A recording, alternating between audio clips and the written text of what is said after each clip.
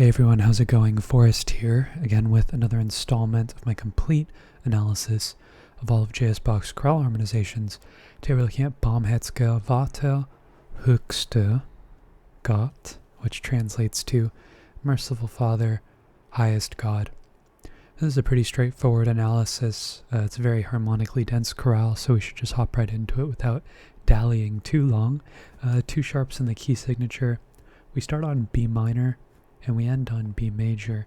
However, I do think we start off in the key of D major just because of the way that the chord flows into the grander scheme of the chord progression. We end with a perfect authentic cadence here at the end of the first phrase in the key of D major, so I really just think we're starting off on a 6th chord rather than a tonic triad. I think this G is a passing tone, but if you hear that F sharp as an accented non-chord tone, you could make the argument that you're starting off on a 4-6 chord, which might make a little bit more sense, but we do see 6 go to 1 from time to time, especially when it's descending rather than ascending. First chord we have in the first complete measure is F sharp, A, D, and A, which is D major in first inversion. That's our tonic triad, 1-6. We then have G, G, D, and B, which is G major in root position. That's a 4 chord, or subdominant. That then takes us to D, F sharp, D, and A. That's D major in root position again. That's a tonic triad. We have a couple of passing tones in the lower voices before we get F sharp, A, D, and D, which is another tonic triad just in first inversion, so no need to reiterate the Roman numeral. We're just going to change the figured bass. And then we have a couple of passing tones in the alto and the bass. I usually say that there's only one passing tone and the rest of the voices are doing other types of non-chord tones, but no, we do have a couple of neighbor passing tones here, and we have a neighbor tone in the tenor. And if we look at that, we have G, B, E, and D, which is actually a 2-6-5 chord, and I think it's important we mark this here because of the fact that we are closing in on a cadence, and we would expect a 5 chord to follow this, or maybe a cadential 6-4 chord, as it's typically a precursor to 5. Here we have A, F sharp, and D with an escape tone here, this G. It's not important that you know it's an escape tone. It's not important that you know it's a passing tone or a neighbor tone either. From an analytical standpoint, it's most important that you understand that some tones are non-chord tones, other tones belong to the chord, so that we can extract the chord progression from the texture, because there isn't always an analyzable chord on each subdivision of the beat, so being able to tell the difference is what matters. But there is a term that has been normalized for this type of chord tone where you step into it and skip out of it or leap out of it, just anything that isn't stepwise motion in the opposite direction.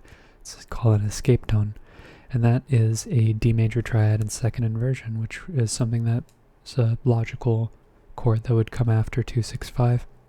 That then takes us to A, E, and C sharp. It's a 5 chord, A major. Sometimes we use the bracket here to signify their relationship with one another. And then we cadence on D major, D, A, F sharp, and D, which is our tonic triad in root position. Okay, second phrase of the A section, we end in a perfect authentic cadence in the key of B minor.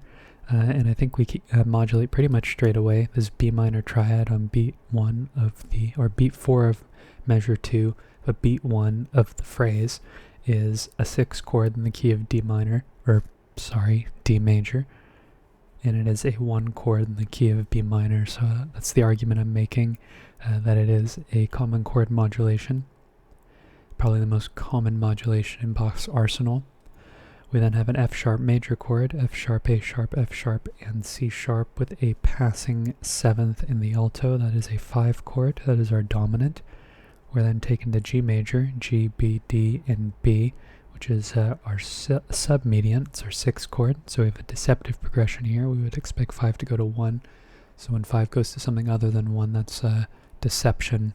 It's a deceptive progression. Sometimes we cadence on a deceptive progression. We call it a deceptive cadence. We have passing 7th in the bass. We then have E, B, G, and E. That's E minor in root position. That's a 4 chord. The C sharp right here could potentially mean that this is a 2-6 chord as well, just because 6 typically goes to 2. If you're following the cycle of falling fifths, but 6 equally goes to 4. Well, maybe not equally, a little less common, but I think depending on how you look at this beat here, C sharp might be our chord tone, B might be our chord tone, 4 or 2, 6. They're achieving the same thing. They're both predominant or passing chords, or just structural chords that contribute to the chord progression. But I'm calling it a 4 chord. One isn't any more correct than the other. We then have B, D, F sharp, and D, which is B minor. That's our tonic triad. And then we have an interesting note here. We have G sharp, which would be a member of the B melodic minor scale. And here we have B, E, G sharp, and C sharp. And in a cadential situation, we would expect some type of 2 chord here. And, in passing, it's kind of interesting because if we look at this chord, it's C sharp minor 7 rather than C sharp minor 7 flat 5, which is what we expect. However, because we have the G sharp happening here, it changes the quality of the triad. And that would be leaving us with a 2 chord. And with this B in the bass, that would be our 7th. And it's actually interesting that if we look at this as a 7th, the fact that it doesn't resolve down by step is very interesting as well. So this is a minor 2-4-2, and minor is a byproduct, like I said, of the melodic minor scale rather than the diatonic, or some people call it the natural minor scale. In fact, that's probably the most common term, but just our diatonic minor, the minor scale that shares a pitch collection with the relative major with no alterations. That then takes us to F sharp major, F sharp, A sharp, and C sharp. That's a 5 chord.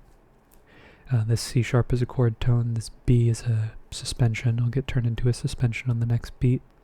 We have a passing 7th here. This A is a chord tone. And I think that takes care of all of the non-chord tones. I'm just calling this whole section 5. It gets contrapuntal here with the suspension, the alto, and activity in the inner voices. So I'm just calling the whole section 5. A little bit of a passing 7th on the tenor towards the end as well, before we cadence on 1, which is B minor. Okay, looking ahead to the B section, we have a perfect authentic cadence in the key of the subtonic, A major. And I think we start right away with a modulation to the key of A major via this B minor chord, B, D, F sharp, and B, with a passing 7th in the bass and a passing tone in the tenor as well. And we know B is our supertonic. It is our 2 in the key of A major rather than our tonic in the key of B minor. So I'm making the argument that there's a common chord here. But there maybe is an argument to be made that this is a direct modulation as well. Honestly, it doesn't matter how you analyze your modulation, so long as you understand that there is a change of key that's happening. Just if you can be more granular, maybe challenge yourself to say, well, what device is being used to modulate, because there are different types of modulations, and I usually break it down between direct and common chord, but there are also common tone modulations as well, where one note is being turned into another scale degree in the key that you're modulating to, which probably makes sense for a lot of the direct modulations that I analyze, but that has to do more so with the homorhythmic and chordal nature of the chorale.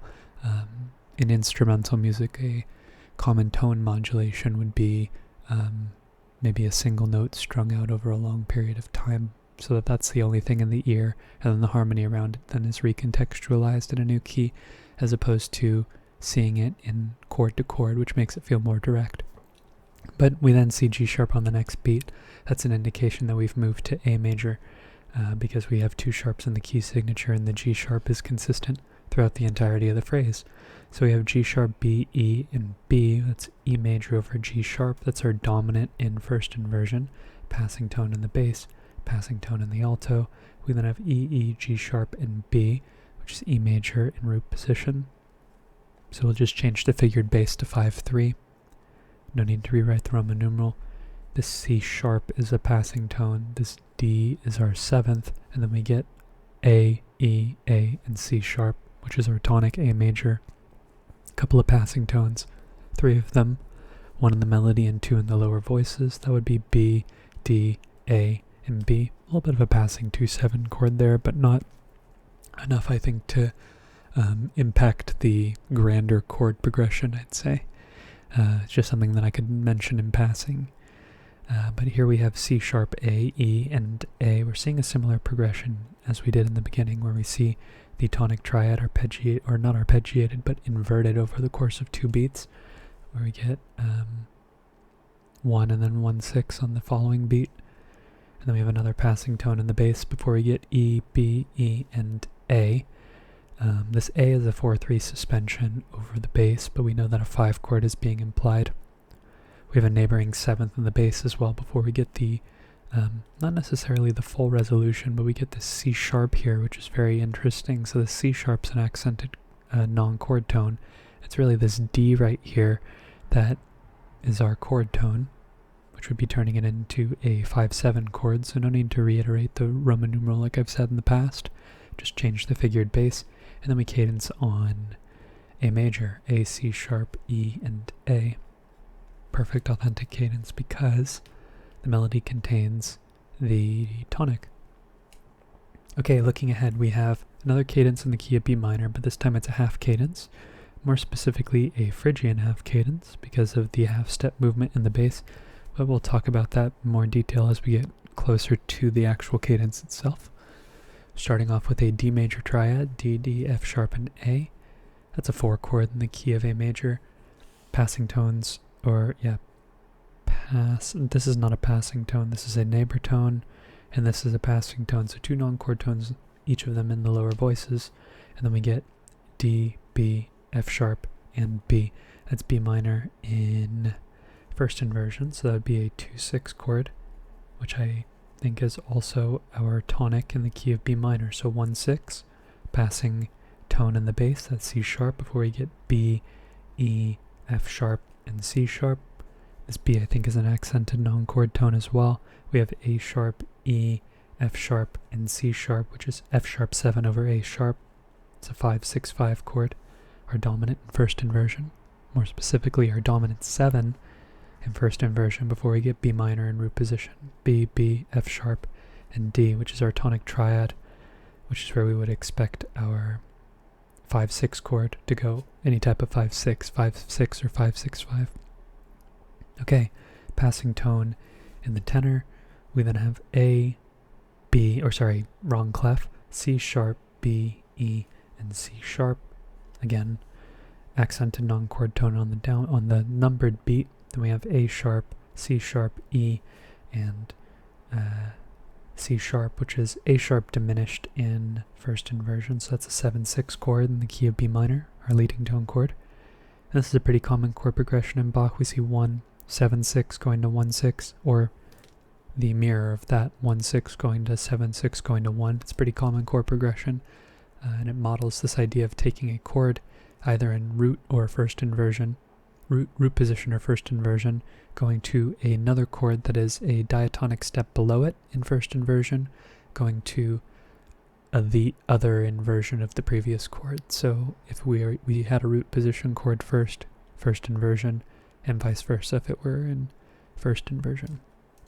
But yeah, to that point, D, F sharp, D, and B, that is not a major tonic, but rather a minor tonic in first inversion. We then have E, E, C sharp, and G, E, C sharp, and B. This B is also a chord tone, so we don't need to mark it. This is C sharp minor 7 flat 5 over G, which is interesting actually, because I guess depending on how you look at it, if this C sharp is an accented non-chord tone, which I'm actually going to call it an accented non-chord tone, if you don't look at it that way, it's a C sharp minor 7 flat 5 or a 2/4/3 chord, which is effectively doing the same thing as G major, not G major, E minor in first inversion, which is 4/6. And I think it's a little bit more usual to see a 4/6 chord, so the fact that we can pull one out of the texture here is helpful, and also indicative of the fact that theorists that codified a lot of this knowledge are definitely speaking some truth, especially when it comes to Phrygian half cadences, because of the half step motion in the bass from approaching the 5 from above. So 2-4-3 or 4-6, they're both basically achieving the same thing because they both go to 5 via half-step motion in the bass from above. And that's what a Phrygian half cadence is. Flat 6 going to 5 in the bass, and we cadence on a 5 chord. And that's just like the Phrygian mode, which is hallmarked by the fact that it has that half step between the tonic and the second scale degree, or the second note or tone in the mode. I don't know what you would call it, but that half step between the first and second tones in that pitch collection are a half step apart, which is unique amongst modes that are tonicizable. The only other mode of the major scale that can be identified by a half step between the first and second degrees is the Locrian mode, but because that's associated, it doesn't have a perfect fifth in it, so it's hard to tonicize. Okay, we go from 5 to 1, B minor, B, B, D, and F sharp, which is our tonic, and then we see a phrase very similar to our first phrase, which means we're moving to the key of D major. This B minor chord is now our 6. We have a couple of passing tones in the upper voices as well before we get A, C sharp, F sharp, and A. These A naturals, remember, they're not A sharps, they're A naturals, making this F sharp minor in first inversion. That would be 3-6, that's our mediant, before we get G, D, G, and B. The passing tone in the tenor, that would make this a 4 chord, but I think you could also make the argument that a 2-6 could be happening here, E minor in first inversion, E, G, G, and B. But like I said, it really just depends. They're more or less achieving the same thing because the chords share 2 notes in common, so really it's just deciding which one of these notes in the tenor is functioning as a chord tone. But I'm going to say 4 because we have a bit of a adjacent harmony going on here, 3 going to 4, but not going to 5. We go directly to 1, F sharp, D, and A, which is D major in root position, first inversion. That's 1-6, passing tone in the alto, before we get another A natural, E, A natural, F sharp, and D. However, we have another kind of interesting contrapuntal moment here because we know that a 1 chord is being implied, 5-3. However, this G is also another non-chord tone, which throws us for a loop because G, D, and A is not a chord, but we know that 1 is being implied here, so we can analyze it that way, even though this G is a passing tone that's happening at a point that interrupts the way that we would expect the chord to resolve. See, if this F sharp was a quarter note, we wouldn't have this issue, but the G there is creating a consonant interval, D and G. The fourth is consonant in this context. I would definitely say that G, or a fourth, is consonant in the tonal context, but, and I don't know if you've taken a counterpoint class before, you will have learned that fourths are dissonant. But we then go to A, C sharp, and D, and I think depending on how, or A, and D rather, I think all these A's are accented non-chord tones. Kind of an interesting gesture. We have G, B, E, and D, and I think this is actually the real chord that's happening here. It's E minor 7 in first inversion. We know that Bach loves his 2-6-5 chords. Forgot to say that for this 2-6-5 chord. I think I've said it for every other 2-6-5 chord since I've started the channel. But yeah, that goes as we would probably expect to 5, A, F sharp, and C sharp, with this F sharp being an accented non-chord tone. We're actually looking at this G natural here, which would be 5-7, making this an A dominant chord. And then we have a perfect authentic cadence in the key of D major, which ends on D major, D, A, F sharp, and D, which is our tonic triad in root position. And ending our chorale is a perfect authentic cadence in the key of B minor. And I don't think we modulate straight away, but we do modulate before we get this A sharp right here. I think this G sharp is important because it goes to an A natural, which makes this feel a little bit more modal in the context of B minor, if we were thinking about it that way. So that makes me feel like we're not necessarily modulating just yet, but we're instead tonicizing A. So first we have B, A, D, and D. D, but I think this A is a 7/6 suspension over the bass, or an accented non-chord tone because we're not really holding that note over. I guess it depends on the performance and how the conductor and the ensemble are treating fermate rather. If they're holding the note into the next beat and making it feel like a connected idea. If they're breathing after the fermata, it might break it. But regardless, in the music, there's a 7/6 suspension going on here. We have G sharp, B, B, and D, which is G sharp diminished over B. I think our first instance of secondary dominance in the entire chorale, which is a 7/6 of 5, because G sharp is the leading tone chord to A, and A is our dominant. We then have A, E, and C sharp, which is our 5 chord, which is what we would expect following a secondary dominant of 5, passing tone in the alto, before we get E, B, G, and B, which is E minor in root position. That's a 2 chord, bit of a transitive progression, kind of like how we have 6 going to 3 here. It's going against the grain of the cycle of falling fifths. It's more like the cycle of ascending fifths, just approaching the dominant from a different direction, but it's kind of interesting coming from 5 and then going to another chord, so it's also kind of like a deceptive progression, but not with your usual suspect deceptive chord like 6 or 3. I think this is also where we modulate back to the key of B minor. This E minor chord is now our subdominant. You have a couple of passing tones in the bass and in the alto before we get G, B, B, and E, which is continuing this idea of taking a chord and then inverting it on the next beat. We've seen this twice before, at least twice before. We also have it here going in reverse a little bit, but this particular rising figure has not occurred in the middle of the measure yet, but we've still seen it in previous phrases. And then we have A, C sharp, A, and E, which is a little bit of like a passing 7 chord, so I will mark that.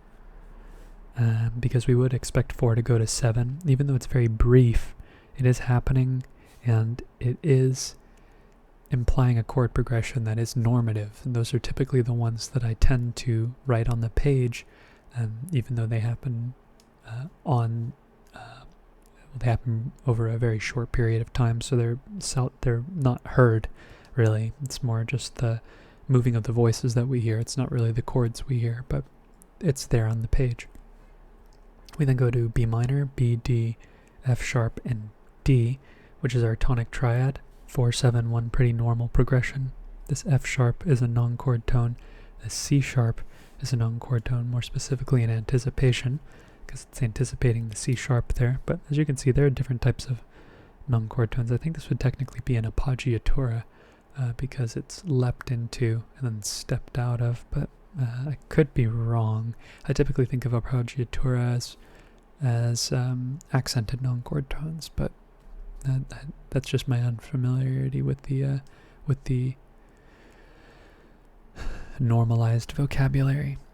All right, closing in at the end of the chorale, we have F sharp, A sharp, F sharp, and C sharp. I think we've seen a similar cadence to this one before. This is a 5 chord, F sharp major, which is our dominant. Neighboring 7th here, this B is a non-chord tone, this G is a non-chord tone.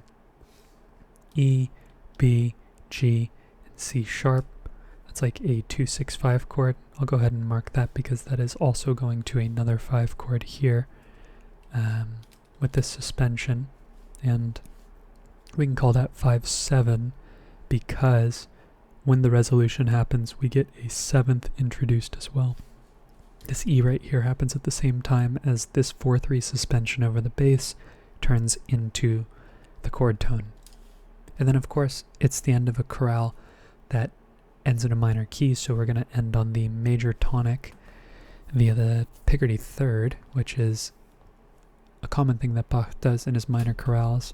I imagine because his chorales are typically the last movements of his cantatas, and his cantatas, I don't know, he wants probably to leave the audience or the congregation, whatever context the music was played, he probably wants to leave them leave them with uplifted spirits. That's what I was trying to say. But that is today's analysis. Thank you so much for watching the video and supporting the channel. Yeah, this has been a pretty straightforward chorale to analyze. Lots of 1-4-5s, mostly normative chord progressions. I'd say maybe the most interesting chord, or the most interesting moment in the entirety of the chorale is, I don't know, I think it's kind of interesting, this G sharp that happens right here. The fact that we get, for a very slight moment, a minor 2 chord in the key of B minor is interesting. We see it sometimes. I don't think I've ever written it down on the page where it's felt impactful, but it's there. Other than that, chorale's not, I hate to say this because I don't want to take away from the music, which is quite nice, but it's not a very interesting chord progression. It's a testament to the fact that you don't need to be very experimental with the chords you use. You can, with diatonic harmony, write very interesting chord progressions, because really just it's the way that you voice the chords and it's what the voices are doing that makes the chord progression come to life. It's not so much cramming as many chords as possible, or feeling that every single beat needs to be reharmonized. As you can see in this chorale, Bach stretches harmony over multiple beats, and he's able to create motion and trajectory. And I think that there's a lot to be learned from that. Maybe not in using the exact same vocabulary, but still, you know, the fact that the voices are still independent of one another, but also a sum of their individual parts, is wisdom that I think we could all, from a compositional standpoint, learn from. But yes, that is today's analysis.